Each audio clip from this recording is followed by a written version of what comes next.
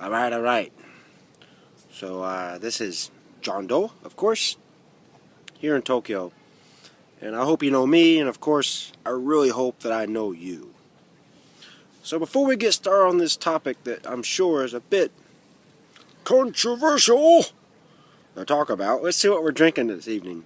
Now, right now I'm in Ueno Park.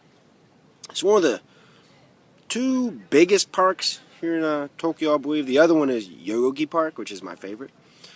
But this evening I've ended up in Ueno, here in old dirty Ueno. And Ueno Park, it's nice. So we're drinking this evening something that only comes out during the spring and summer here in Japan. It's a pineapple flavored Chuhai. Now this isn't my favorite brand.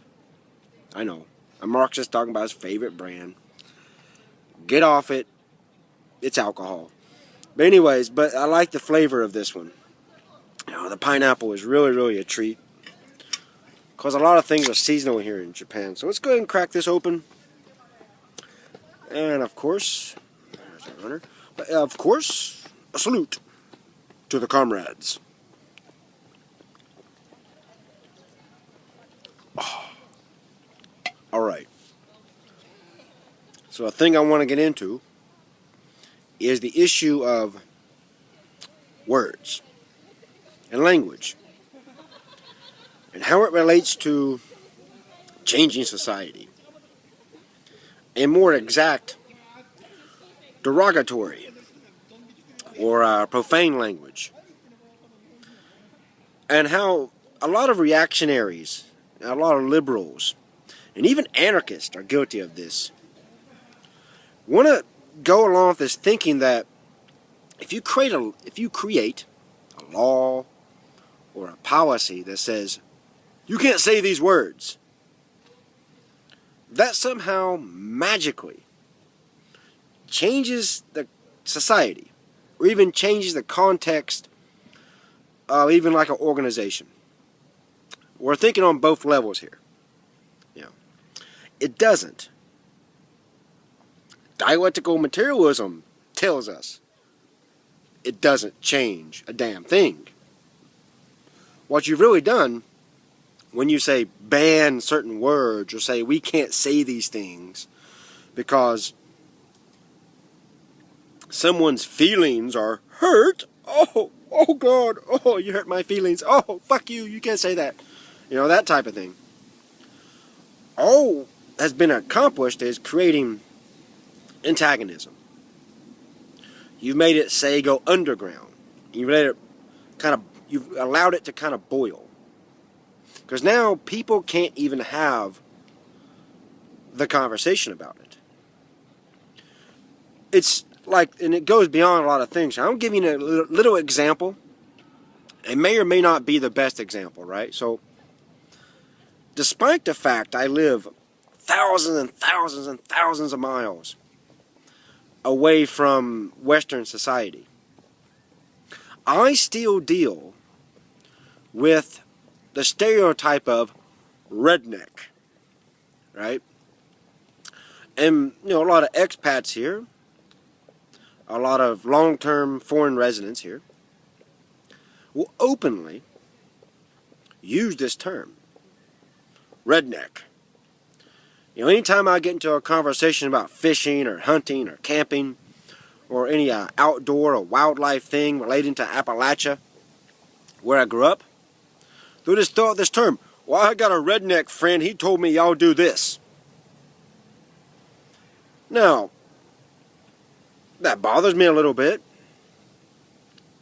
Because it's kind of implying that, I fit that stereotype of a redneck. But if I went and said, don't call me a fucking redneck, you can't say that, man, and they stop saying it, does it really change anything in society? No, not at all.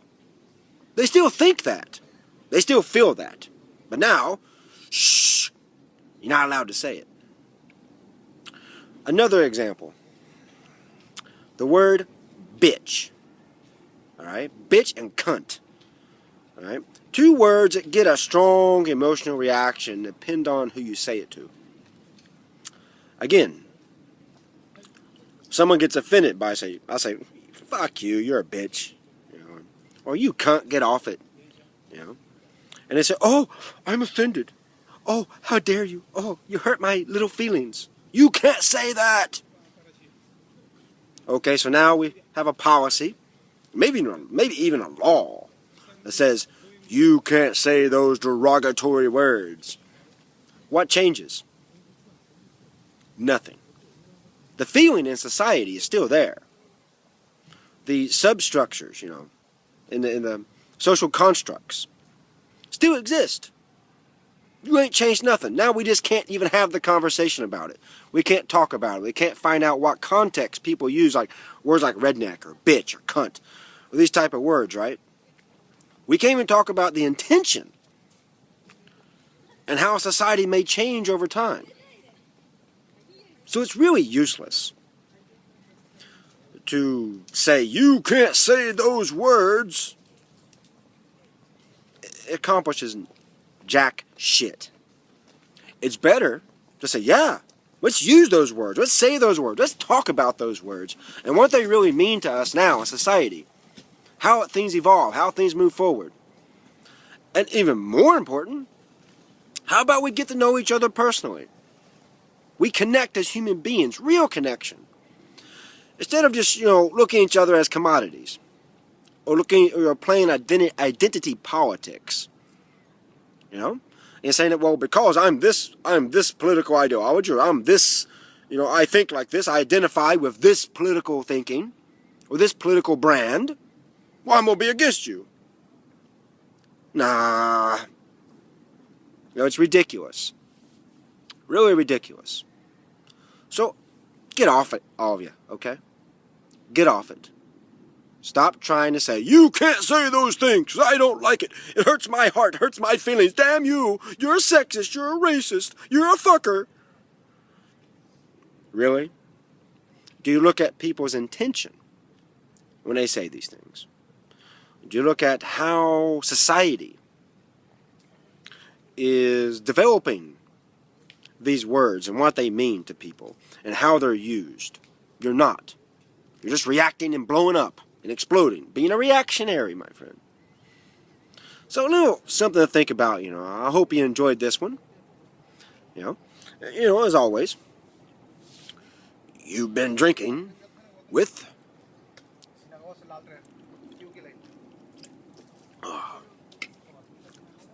a Marxist.